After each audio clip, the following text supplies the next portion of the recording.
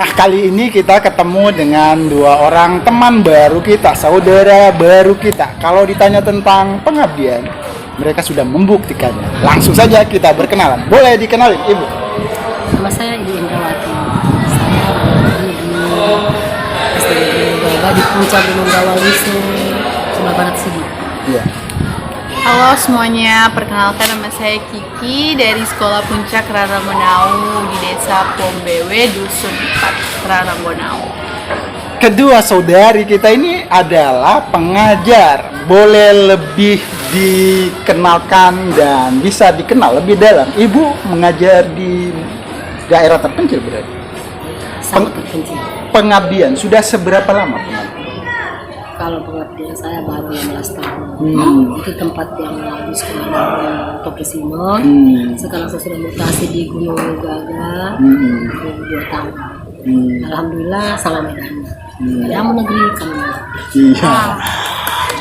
Kalau Mbaknya melihat pendidikan kita sekarang ini, ketimpangan di kota dengan di daerah terpelosok, terpencil, seperti apa melihat? Nah, itu jadi salah satu alasan ya Bapak kenapa Sekolah Puncak Rarambonau hadir terbentuk, karena keresahan kita sebagai anak muda terhadap pendidikan, terutama pendidikan yang di daerah pedalaman, yang akses pendidikannya itu tidak sama seperti adik-adik kami yang berada di daerah hilir. Sementara teman-teman hulu itu harus berjuang memperjuangkan pendidikannya mereka lebih banyak daripada adik-adik kita yang ada di daerah hilir. Nah, akses pendidikan itulah yang coba kita hadirkan, termasuk bagaimana bahan-bahan atau metode-metode pembelajaran itu lebih relevan yang ada di sekitar mereka. Bagaimana bahan-bahan pembelajaran yang kita berikan kepada adik-adik adalah atas pengalaman mereka sendiri. Mereka sering berkebun, kita belajar di kebun. Mereka sering bermain di sana. Coba kita bagaimana caranya mereka memandang bahwa bukan hanya kebun, tapi kebun itu adalah juga sebagai tempat sekolah, tempat yang mereka menjadi bahan mereka belajar. Iya, mereka belajar ya. Iya. Nah, saya nggak mau membanding-bandingkan, tapi kalau dibanding tentang jarak kedua ibu guru ini, jaraknya mana yang paling jauh? Tentu saja ibu kita. Nah, coba Ibu dijelasin dan diceritakan pengalaman suka duka mengajar di puncak gunung. Gunung Gawawisu, Gaga. Kalau bicara tentang suka duka, tidak ada suka di sana. Tidak ada duka. Iya. Ketika berangkat mendaki pasti cium tanah air. Iya. Tapi itu bukan suatu tantangan, tapi motivasi untuk mereka ada pengalaman. Karena kenapa menjadi guru itu, kalau misalnya profesi ada pilihan, pilihan hati. Iya. Apakah engkau bersedia Mengambil keputusan pilihan itu ya? Untuk implementasi ilmu sama mereka di pedalaman, karena serba kekurangan, keterbatasan, baik dari Satgas maupun semua lingkungan kita tentunya harus siap jadi guru yang berdedikasi, tidak main-main. Ya. Kalau saya menilainya, Bu, saya pangkas nih. Kalau saya menilainya menjadi bagian dari pengabdi, ini pengabdian untuk kehidupan berbangsa yang lebih baik.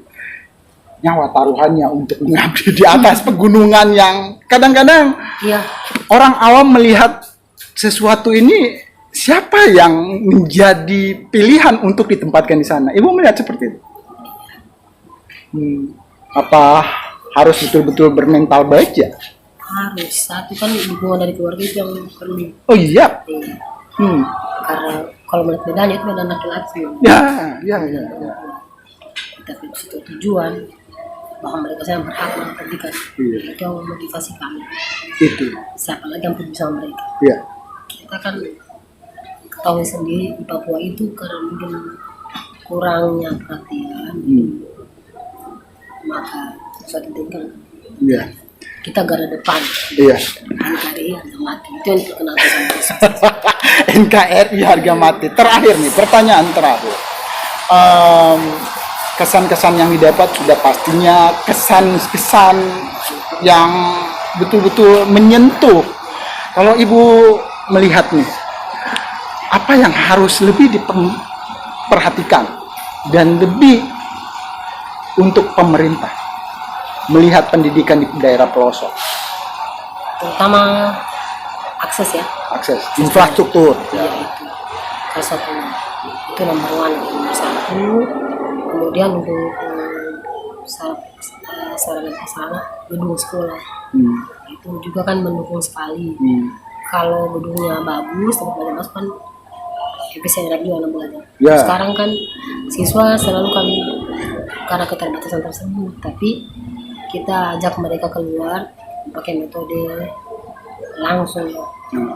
Jadi seperti pelajaran IPA yang ada di sekeliling kita. Mbak boleh ditambahin? Kalau saya sih, saya coba mau menyampaikan tentang apa yang menjadi refleksi kita dari Sekolah Puncak Rarungonau mau bertahan dari 2019 sampai 2025 di Rarungonau. Jadi ada satu cerita, kita pernah bertanya kepada masyarakat di daerah Rarungonau, karena di daerah dusun itu kekurangan air bersih. Di sekeliling mereka itu ada sungai, tapi mereka tidak mau tinggal di pinggiran sungai.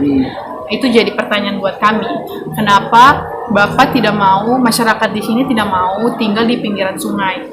Ya, dan itu jawabannya mereka sangat menghanyutkan. Jawabannya mereka adalah, kalau kita tinggal di pinggiran sungai, air akan berkurang. Bagaimana masyarakat yang akan di bawah?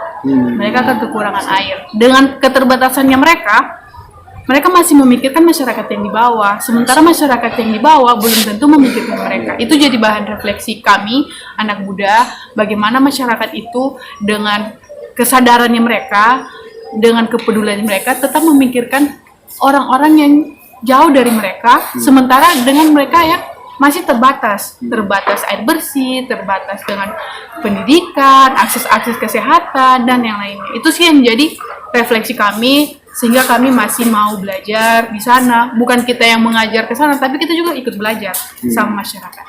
Itu sih. Bukti bakti untuk negeri, ya kalau tentang pembuktian mereka sudah membuktikan.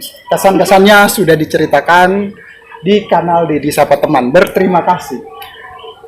Sekali lagi terima kasih untuk bukti bakti bagimu negeri di bulan Agustus.